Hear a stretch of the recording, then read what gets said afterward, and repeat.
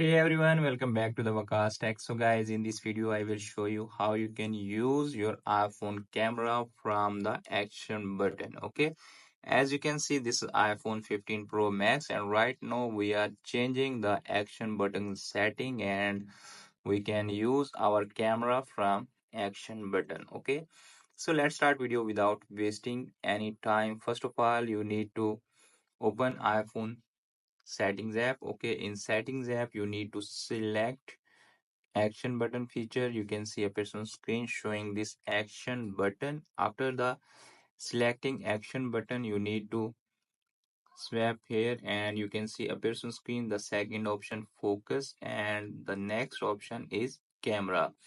Just select your iPhone action button on camera. After that, you need to close that and press the action button, and your iPhone camera is turned on, and you can easily use your iPhone camera from action button. So friends, after watching this video, I hope you will all know how you can use your iPhone camera from action button. Hope this video is helpful for you. If the video is helpful for you, don't forget to share and subscribe my YouTube channel and press the bell icon for upcoming videos notifications. Thanks for watching.